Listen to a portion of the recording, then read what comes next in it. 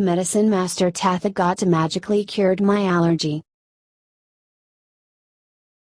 In the spring and summer of 1983, I no longer suffer from pollen allergies. I have recovered my freedom from years of allergy confinement.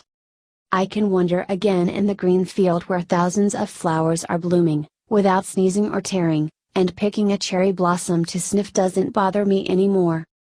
I am like a child, running to the woods and hillsides, rolling with a puppy on the grass. I went to the beach barefoot and waded through the icy waters. The Western children waved to me and smiled, and I also returned with smile. In addition, I held a launching ceremony last week and taught people to swim. I have tried all kinds of medicines for my allergy for many years. I have seen a lot of doctors, and they cannot heal it. Why does it heal this year? I remember in the spring and summer of last year, my pollen allergy was so severe that I had difficulty breathing. I sneezed all day, my eyes were watery, and my nose was runny. Even the doctors said there was no way to cure permanently. The so-called allergy medicines they had prescribed for me are all temporary sedatives. When the effect of medication was gone, my allergy was even worse. Moreover, they developed a dependence on medicines. The more medicines I took, the less effective they became. I knew this was by no means a long-term solution, and I was worried that medicine will cause heart disease. I decided to find another solution, so I prayed to the medicine master Tathgata. Just like most people, I usually don't pay much attention to the medicine master Tathgata. As the proverb says, a person rarely burns incense but hugs Buddha's feet in a hurry. Many Buddhists usually don't worship the Buddha until they are very sick. It says in the Sutra of the Medicine Master Lapis Lazuli Light Tathgata, the Buddha told Manjusri Bodhisattva. To the east of this world, past trillions of worlds, there is a world named Pure Lapis Lazuli with a Buddha named Medicine Master Lapis Lazuli Light Tathgata, or Basaji Guru. When walking on the path of Bodhisattva, he made 12 great vows so that all the sentient beings may have their wish fulfilled. The 12 great vows are: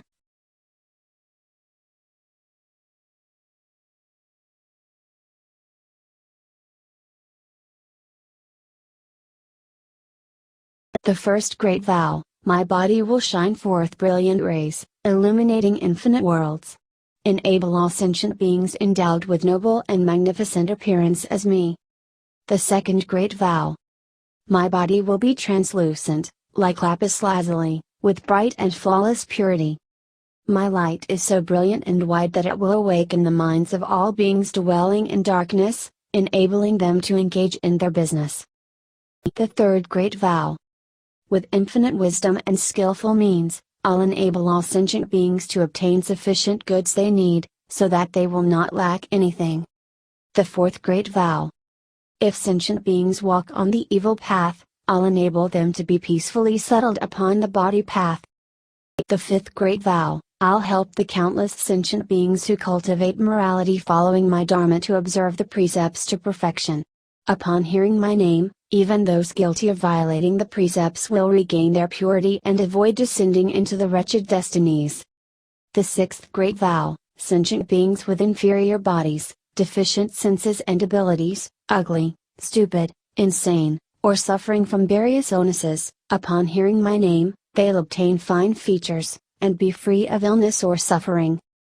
The seventh great vow, if sentient beings are afflicted with various illnesses, poor and miserable, no doctor nor medicine, when hearing my name, will be relieved of all the illnesses, with mind and body content and at peace. The eighth great vow, if there are women who wish to abandon their female form, upon hearing my name, they will be reborn as men endowed with noble features. The ninth great vow, I'll help all sentient beings relieved from the bonds of heretical paths. Should they be caught in the wrong views, I'll lead them to positive views.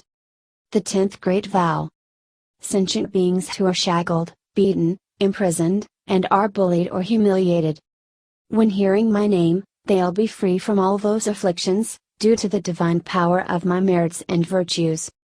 The 11th great vow, if sentient beings, who are afflicted by hunger and thirst, create evil karma in their attempts to survive, should hear my name, chant and uphold dedicatedly, I will provide them with food and settle them in peace and joy.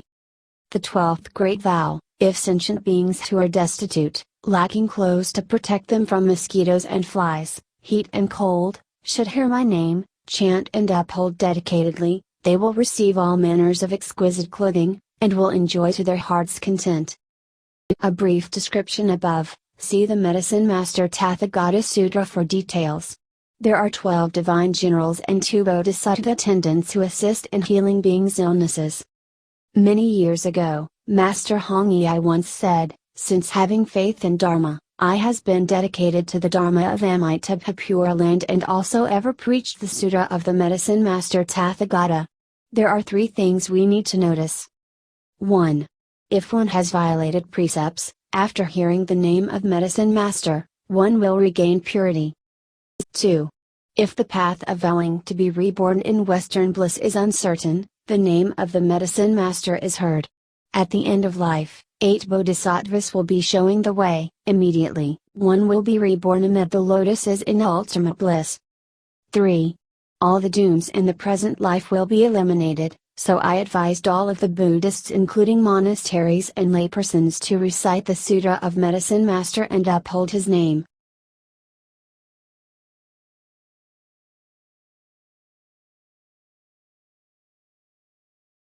Salvation Bodhisattva said, to help the patients relieved from pain, you should uphold the 8 precepts for 7 days and 7 nights.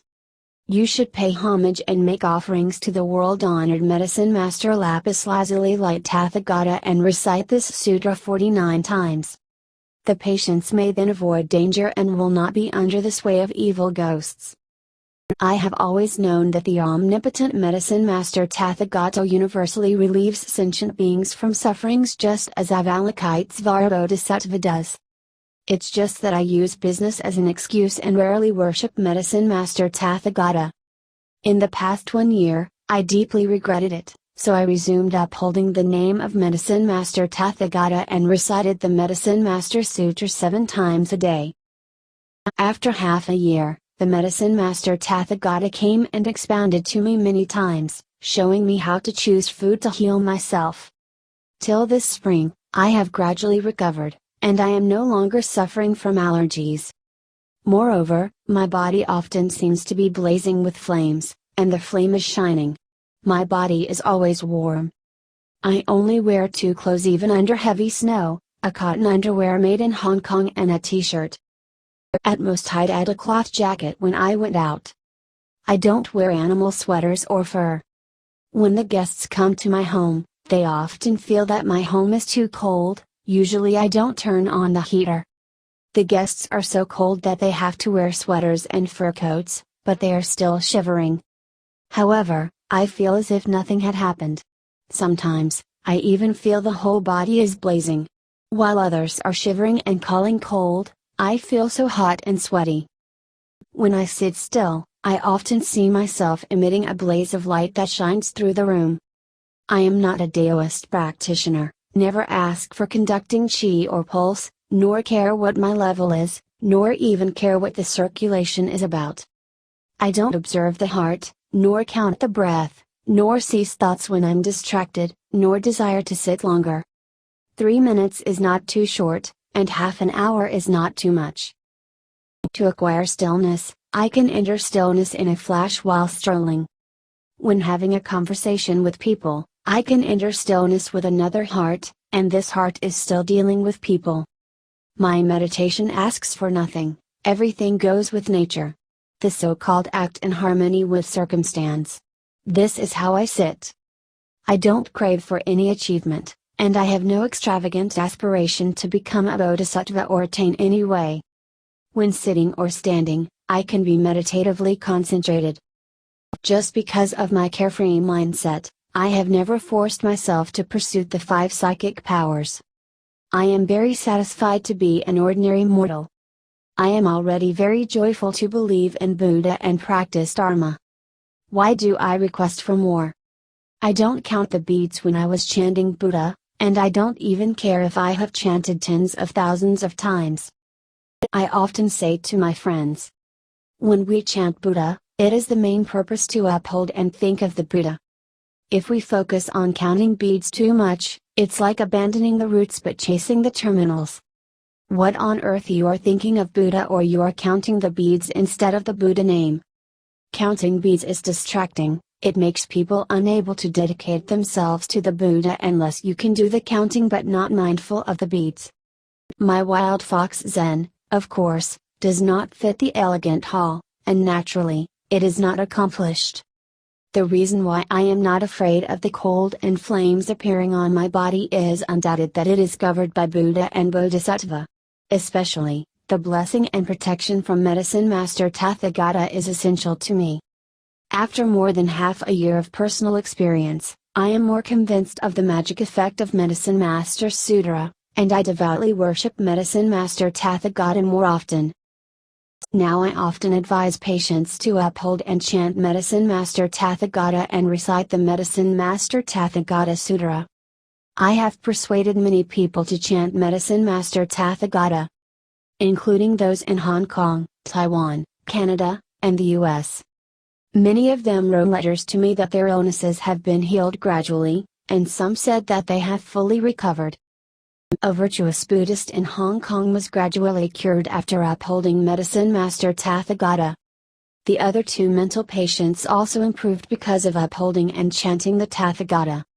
A brain tumor patient in Vancouver, after listening to my advice to uphold the name of Medicine Master Tathgata. Several months later, the brain tumor has disappeared. I observed his tumor via my remote diagnosis, and it was confirmed by the hospital 3 weeks later. Another Westerner had an early lung disease. I advised him to recite the Medicine Master Tathgata Sutra. After half a year, there has been no symptoms at all. It is inexhaustible to give examples individually. In short, there are many facts to prove the divine healing power of Medicine Master Tathgata. I hereby advise the readers, if there are disasters and dangers, call Avalokitesvara Bodhisattva for help. If there are illnesses and pains, you may also pray Avalokitesvara. Further, you may chant and pray Medicine Master Tathgata. Those who are sick, it is best to see a good doctor to heal, and also pray Medicine Master Tathgata for a blessing. Even if we are usually healthy, we should always keep upholding and chanting Medicine Master Tathgata to protect our physical and mental health and peace. Medicine Master Tathgata Sutra is not long nor difficult to read. Why do we not uphold or chant his name more?